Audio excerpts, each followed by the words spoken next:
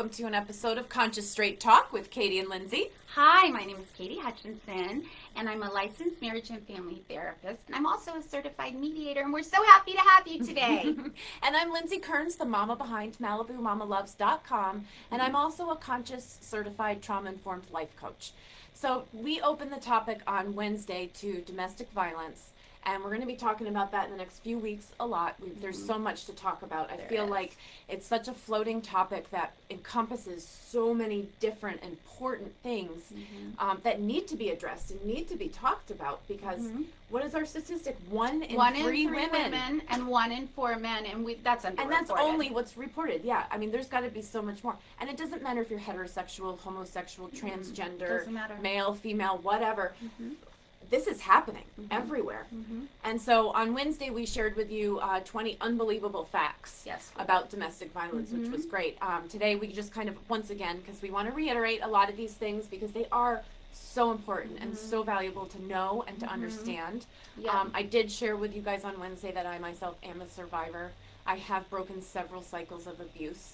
I've come through it. It was hard. It wasn't easy. I can't sit here and be all smiley and wonderful. It was really hard, but I did it. And the thing is that a lot of the times you don't even realize you're caught in those cycles of abuse. And that's why we want to share these shows, these thoughts with you, this communication techniques and styles that we have, because there are better ways around it. You are not alone. 1 in 3 women, break that down real quick. Anytime you go pick up your kids at school, anytime you're in the movie theater, anytime you're in a restaurant, there are a ton of people around you that are being hurt. And it's funny because we were talking, and we both were talking about how we both were abused. I was not abused like she was, but I was abused too, in a different way. But we were both talking about how we come from childhoods, where there was a lot of chaos or trauma, or some emotional abuse. Well, you learn a different cycle, right, as you're a child. So that sets you up for the future to either be the abusee or the abuser, or just to say, no, I'm not going in. Yeah, and for me, I mean, I was raising my 2 stepsons that were living with us full time, but in addition, but it was when I had my babies, and I started thinking, this isn't how I want to raise the kids. And this isn't what I want to do. And I thought this was also normal, right? And then I'm looking at it and I'm realizing, wow, you know, there's this whole other cycle of abuse that I didn't even see coming, that I was living through and regurgitating again and again. And I had to rewrite a lot and relearn. This is when I just want you to know that when people have children, all of a sudden a lot of things come up, like they start to admit that they were molested. Yeah, but this is also when I had my food revolution. Oh, what was your food revolution? I realized that things out of a box and a can were not healthy. I realized that the TV dinners of the 80s were like chemicals. No, wait. You gave up, what was it, lean cuisine? You gave up lean cuisine? What was it, that Hungry Man? Do you remember those in the 80s? The I remember dinners? Lean cuisine, and they were disgusting, and my dad loved them. But, you know, it's a great point, because it's very true for a lot of women, probably dads too, when we do have children, everything changes. Our views on everything. It's like all of a sudden we wake up. Because you see this child, and then you see yourself in this child, and you go, no, I'm not letting the same things happen to them that happened to me. Right. Hopefully, you say that. Now, before we get into the cycle of abuse, you want to give us the 5 types of abuse real quick? Oh, yeah. So we went over this before, but we'll do it again. And so there's physical abuse, there's emotional abuse, there's psychological abuse, there's fiduciary abuse / financial abuse, and there's sexual abuse. Did I get all of them? Yep, that's all of them. And I just want to point out real quick, because I know you were asking earlier, the difference between emotional abuse and psychological abuse, because it is, you know, kind of sounds the same, and you're like, well, isn't that the same thing? But it actually isn't. Emotional abuse is when they come in, it's very insidious. They come in very quietly and slowly. They break down your self-confidence. It's constant, like, put downs, like, oh. Give me an example. Yeah, like, I love your sweater, Katie. I mean, it's really pretty, but, you know, maybe we want to think about shopping at some other stores, because I don't think you're quite picking out the right clothes for yourself, you know? And that it's a tiny little seed, because I wasn't really rude. It makes me want to crawl. You hear that and you're like, oh my God, really? You know, and that's emotional abuse. It's slow, it's dirty, it's awful, and that will lead up to, Katie, what are you wearing today? I told you not to pick that stuff out for yourself. What are you doing? right? Is that leads up to because I'm that. dressed too risque a lot of the times? Has nothing to do with you, silly girl. See how you Oh. all of a sudden get right into Oh my that gosh. little example? I was like, do I need to go to Aunt Taylor? Does that even exist anymore? But that's my point, right?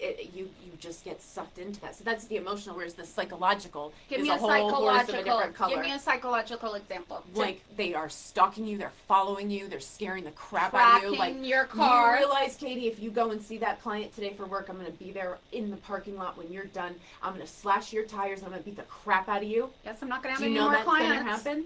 No. That's psychological abuse, and they do that. People What do about that. like when they're tracking you and Yep, like absolutely. my phone was being tracked and Yep. my computer was being spied Spyware. on? Yeah. That's all psychological abuse because what it Okay. does is it induces paranoia in the person. Mhm. It makes them scared, terrified. It isolates them because suddenly it's like, oh, I don't want to go. What if he is in the parking lot? I don't want to go there. What if she is out there? I'm just going to stay in my house. I'm not going anywhere. I'm not going to talk Right. to anybody. I'm safe right here. Right, and I was telling her an example with my ex-husband. He was tracking me on the phone, and I wasn't tracking him. I'm just not like that. And this is not a serious thing that happened to me, but he called me and said, "Where are you?" And I wasn't supposed to be going to the mall and shopping. And I was at the mall, and I made up some little tiny white lie, and I said, "Oh, I'm with my friend at this restaurant." He's like, "No, you're not. I can see that you're at the mall." And I was like, "Oops." So, yeah.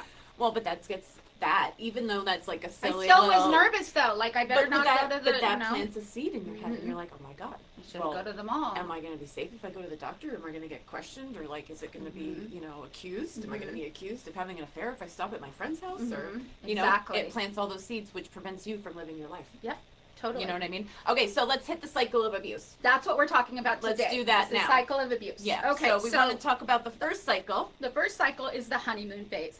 Favorite one. This is the best. And we're going to go through the whole relationship. So this is at the very beginning. You've just met. You're going to have 3 to 6 months of just everything is blissful and love bombing and gifts, and you just adore each other. A lot of people give up their friends and their family. Not a good choice. Bad choice. You stay up talking till 4 in the morning. Yes. You think you have it's everything in so common. amazing. And you said this is 3 to 6 And months. usually, about? yes, a lot of the times, what you don't realize is that the abuser isn't being transparent at all. They're grooming you. Well, they're grooming you, but they're also paying attention and living off of what you're doing. They're feeding off of your energy, making you think, oh, I'm just like you. We are going to be a perfect fit. But it's all a lie. Which is what narcissists do, too. Okay, None of it's real. And so honeymoon phase, you guys are getting to know each other now. All of a sudden... Then you go to the tension. Well, let me. I just want to say this because we're going to go through each stage, and I'm going to be the victim, and she's going to be the abuser. So I'm going to tell you my point of view, or what the things that I'm doing as the victim. She's going to tell you what she's doing as the abuser. But at this point in the beginning, you're just falling head over Honeymoon, heels. we're just madly in love. Okay, he is hooking you. Yeah, you he are or falling. she is hooking you. Yep. So then the next thing is the tension building phase. So this is when life stressors start to occur in there every single day. So that's just the reality. So let's say this person starts to face stress at work, or stress with their family, or maybe financial their financial stress. plan didn't come to There fruition you as go. quickly, but they met you in that interim, and now they're gonna they transfer that frustration over onto you. Right. So as a victim, let me tell you what I'm going to do. I'm going to attempt to calm you down. I'm going to try to reason with you, but you can't reason with somebody that's at a level 10 on a scale of 1 to 10 as far as anger goes. It's just not going to happen. Well, and this is still in the tension building, so you're still trying to keep the person calm. But the biggest thing we forgot to put here, and I just want to mention, is that you're going to be extremely confused. Oh, very. And so confused. You're going to be like, what? This isn't even who I knew. Like, what? I don't. Why are you upset? Amazing. I didn't do anything. I don't know why you're mad at me. Yeah. So or you just hurt me with something, and now you're mad at me for that. Right. What? Exactly. So I'm also I'm going to try to do everything to placate the situation. So I'm also going to try to maybe satisfy them with food, sex, massages, whatever I have to do. I agree with them. There's avoidance. There's withdrawal. I'm compliant. I nurture them. I do all these things to try to get them to calm down. And the sad thing is that the victims don't realize is they can do all that till they're blue in the face, and the abuser isn't hearing it. So tell me, as the abuser, they are so sensitive. They have projected and transferred all of their anger onto you.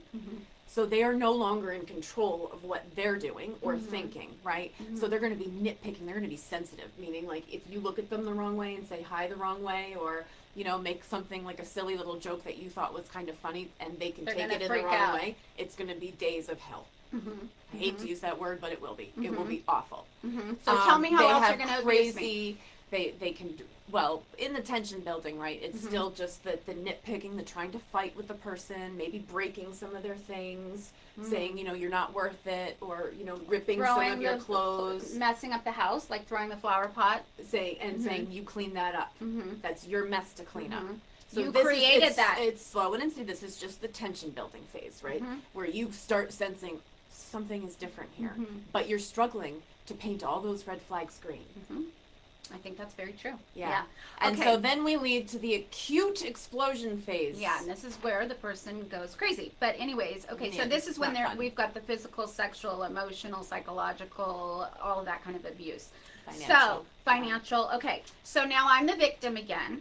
So what I'm going to do is I'm going to protect. I go into hindbrain mode. I go into my fight or flight, and I'm going my sympathetic nervous system's going to take over. My adrenaline's going to jump in, and I'm going to do everything that I can to protect myself. And if there's children involved, to survive and to and save the children too. I'm also going to try again to reason with my partner, which is not going to work because we're both now at a level 10 as far as anger and frustration and fear and whatever else. Well, here's part of the scary thing with this, with being the victim, is that you actually don't know what you're going to do.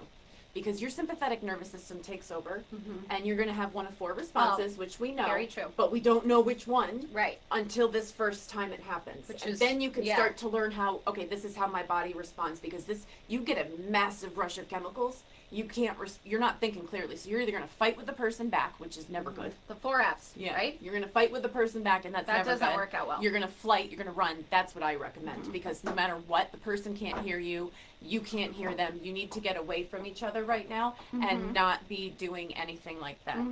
So, or fawning, which is what you were saying. You're going to try and do everything you can. Going to kiss their tush. Correct. And then freeze, or did we do freeze? No, we didn't. So freezing, this is what happens to me sometimes. I freeze and I'm like, are you kidding? Is this real? A perfect example of this. Yeah, a perfect example of this is when somebody's getting harmed in public. A lot of times the whole public, somebody's getting beat up or whatever, and there's a bunch of bystanders, they just sit there and stare. You know what I mean? They don't jump into action, and that would be your freezing. Yeah, and it's scary. So the abuser is either verbally assaulting you, they're hitting you, they're punching you, they're raping you, they're doing something heinous. They've just cut off all your finances, and they're trapping you and isolating you. Or you get $100 a week to buy all your groceries, et cetera, et cetera. Yeah. They threaten your children. They threaten your family. It's very, very scary. And then it ends. And you have the next morning. And everybody wakes up. And hopefully nobody had to go to the hospital. But if they did, the abuser generally will go and find the victim and lure them back home. Make them come back home. They're going to apologize, and we're right back in that honeymoon phase. So now, we're back in the honeymoon phase. So now I'm the victim again, because I'm the victim. So I say, we've got to go to counseling. Usually they agree. I love you. They agree, but they don't go actually. Because I don't see them much in my office, I'll tell you that. If I did call the police, I drop the legal proceedings. Yeah. I agree to return. I stay and come back. I forgive. I'm hopeful again. I'm relieved. I'm happy. Thank goodness I don't have to go through a divorce, et cetera, et cetera. And then my abuser. And as the abuser, I'm sitting and I'm loving on my victim like never before.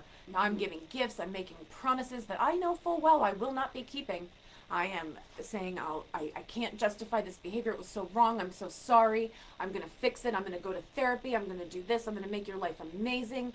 And they will even go and talk to family members, to church people, friends. A lot of begging for help. There's a lot of religion. Begging for help, saying, I'm damaged. I need help. I'm hurting this person. And there's a lot, if there is religion involved, that's used a lot of religious symbols to try to control the victim. And then your victim buys it and says, I love you so much, let's help, let's get you better. And then you get that power, that little bit of power. The abuser's like, I got her.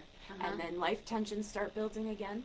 and the go tension into building the stage cycle happens, again. and all that fighting starts happening again, Mm-hmm. and then boom, we have another explosion. Mm-hmm. And then my honeymoon phase, and Yes. it just keeps going and going and going. Which we're going to put up, that's going to be up. We're going to put the cycle of abuse up. But I have a question. What do you think, how many people do you think do call the police? Not many. Not many. And I will say, when they do call the police, I would say a lot of times, and I even did this myself, when the police get there, I didn't call the police, but when they get there, there's a lot of denial, and then all of a sudden they say, "Oh, nothing happened. Just, I know in my situation, I initially would never call the police. I always hid it and justified it. And when it came to the last time, which was a really bad time, bad fight, I did actually try to call 911, but the phone, he smashed the first phone.